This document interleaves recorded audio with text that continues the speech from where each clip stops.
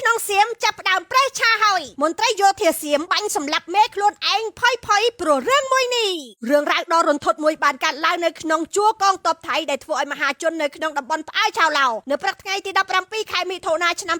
2026ឈាមបានស្រកកណ្ដាលការិយាល័យកិច្ចការយោធាខេត្តកាឡាស៊ីនក្រោយពេលដែលជំនួយការក្រមអាវ៉ាតបានសម្រេចចិត្តបាញ់សម្លាប់ប្រធានការិយាល័យរបស់ខ្លួនឯងយ៉ាងព្រៃផ្សៃសោកនាដកម្មនេះបានកើតឡើងដោយសារតែចំនួនតំណែងហេតុការណ៍នេះកើតឡើងនៅវេលាម៉ោង 9:20 នាទីព្រឹកនៅលើជាន់ទី 4 នៃអគារសាលាខេត្តកាឡាស៊ីនលោកវរៈស្នេហ៍ឯកខនវីកាណុនវងសៃណៅអាយុ59ឆ្នាំដែលជាប្រធានការិយាល័យបានត្រូវជនសង្ស័យឈ្មោះឆៃណាខុនវីកាម៉ាអនុសេនីតូបាញ់សម្លាប់ភ្លាមយោងតាមការស៊ើបអង្កេតបឋមចំនួននេះផ្ដើមចេញពីការផ្ទេរតំណែងជនសង្ស័យមិនពេញចិត្តនឹងបញ្ជាឲ្យផ្លាស់ទៅបម្រើការងារនៅស្រុកកាម៉ាឡាសៃក៏បានមកជួបជនរងគ្រោះដើម្បីតវ៉ារហូតឈានដល់ការផ្ទុះចំនួនពាក្យសម្ដីនិងបញ្ចប់ដោយការបាញ់ប្រហារក្រោយពេលដំណឹងនេះបែកធ្លាយមហាជនកម្ពុជាជាច្រើនបានបង្ហាញអារម្មណ៍ភ្ញាក់ផ្អើលនិងខ្លះទៀតបានលើកឡើងថាការដែលអ្នកក្រោមបង្គាប់បាញ់មេខ្លួនឯងគឺជាសញ្ញាណដ៏គ្រោះថ្នាក់បំផុតនៃវិបត្តិវិន័យក្នុងជួរកងទ័ពថៃពលរដ្ឋខ្មែរមួយចំនួនបានហួសចិត្តថាបើទាហានថៃគ្មានសិលធម៌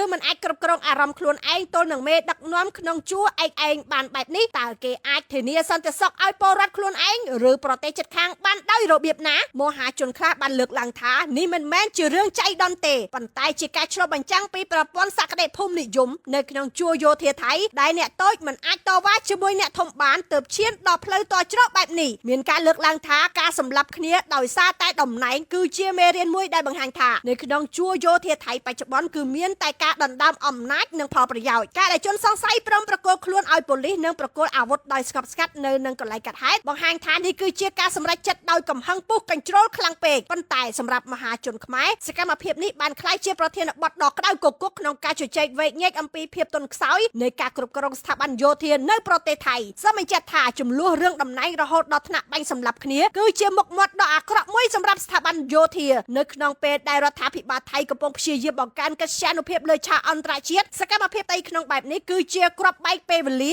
ដែលបង្ហាញថាភាពស្អិតរមួតនៅក្នុងជួរយោធារបស់ពួកគេគឺកំពុងតែរលាយបាត់ទៅបន្តិចម្ដង